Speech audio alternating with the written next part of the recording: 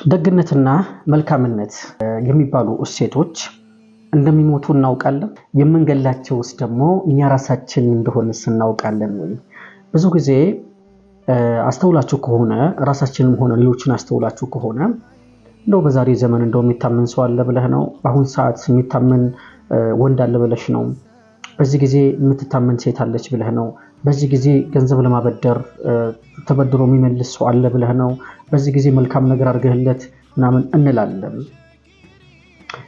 በ1880 አካባቢ የታይላንድ ንግስት የነበረችው ሴት በውሃ ውስጥ ሰምጣ እንደሞተች ይነገራል።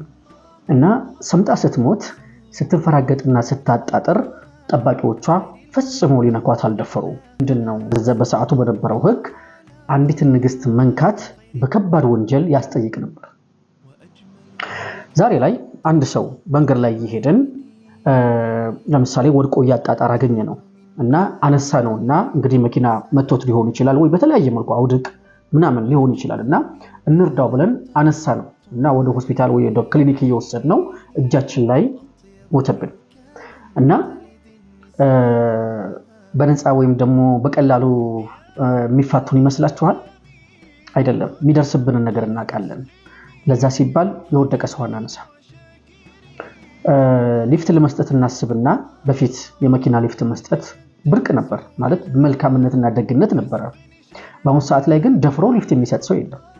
ለምን እንደሆነ ታውቁታላችሁ።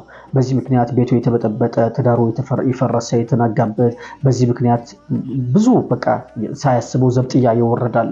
መልካም ለስራ በሚል ሰዎች ማበደር ከሰው እርስ በርስ እየተረዳዱ መኖር የሚባል ነገር ነበር።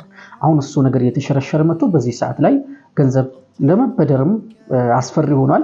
ለማበደር የሚፈልግ አካል ገንዘብ እያለው ስለሌለ፣ ምክንያቱ ደግሞ በአሁኑ ሰዓት ላይ ተበድሮ ገንዘብ ማን ይመልሳል ብሎ ስለሚታሰብ ነው።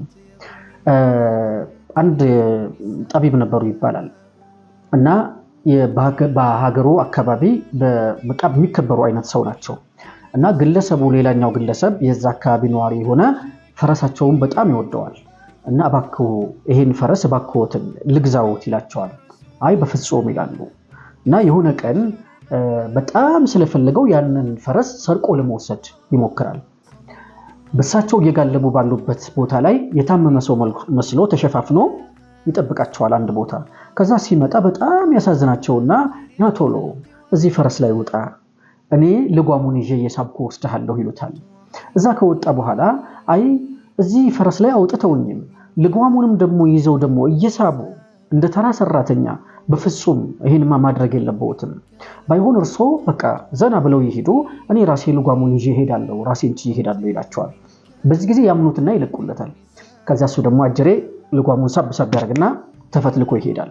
ያኔ ያጠቢብ ሰው ምን አሉት ይባላል፣ እባክህን ወደ ከተማ በገባህ ጊዜ ይህ ፈረስ በማህበረሰቡ ዘንድ ስለሚታወቅ የኔ ፈረስ መሆኑን ከየት ነው ያመጣኸው ቢሉህ ሰርቄው ነው አትበል፣ ይልቁንም ገዝቻቸው ነው በልና ማህበረሰቡ ዘንድ መልካምነትና ደግነት ጠፋ እንዲባል አልፈልግም አሉ ይሉታል።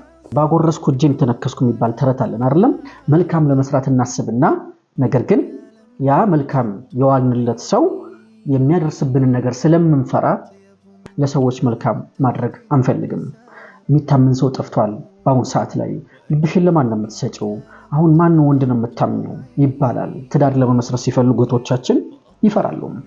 ገንዘብ ይሄን ያህል ጥሬ ግሬ ይሄን ያህል ገንዘብ ሀብት ሰርቼ ይሄን ሁሉ ሀብቴን ነገ ከነገ ወዲያ የትኛዋን ሴት አምኜ ነው ቤቴን ማስገባት ይላል። ለምን? የምናየው ነገር ስለሆነ ገንዘብን ፈልገው በገንዘብ ሰውን በመለካት ትዳር ላይ የሚገቡ አይነት እህቶች ስላሉ ወይም ደግሞ ሴትነቷን ፈልጎ ወደ ህይወቷ ውስጥ እየገባ የሚያበላሽ ወንድ ስለተበራከተ ራይት። ስለዚህ መልካምነትን የምንገለው እኛ ራሳችን ነን፣ ግን ደግሞ መልካምነትን ሁላችንም እንሻለን። እንደው ቆም ብላችሁ አስባችሁ ታውቃላችሁ? ለዚያ ነው ነብዩ አለይሂ ሰላቱ ወሰለም ለዐነ አላሁ መን ገየረ መናር አልአርድ ይላሉ። አላህ ረብል ዓለሚን የምድርን ገጽታ የቀየረ የሆነን ሰው አላህ ርግማን በሱ ላይ ይስፈን ይላሉ። በጣም አደገኛ የሆነ ነገር ነው። የምድር ገጽታ ማለት ይሄው ማህበራዊ እሴቶቻችን፣ ስርዓቶቻችን በቃ ግልጽ ነው። እስላም ካበለ ቀን ዘነበለ ብለው የሚተርቱት ክርስቲያን ወገኖቻችን ነበሩ፣ እናውቃለን። አሁን ላይ በገበያ ማዕከል፣ በመርካቶ፣ በብዙ ቦታ ላይ ሰው ይፈራል። እንዲህ አይነት እሴቶቻችንን፣ መልካም ነገሮችን፣ መልካምነትን፣ ደግነትን፣ በጎ ማድረግ የሚባሉ ነገሮችን ከሌሎች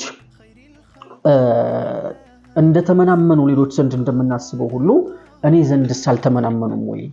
እኔ ለመልካምነት መመናመን፣ በጎነት እንዲጠፋ ምክንያት አይደለሁም ወይ ብለን ማሰብስ እንዴት አቃተን?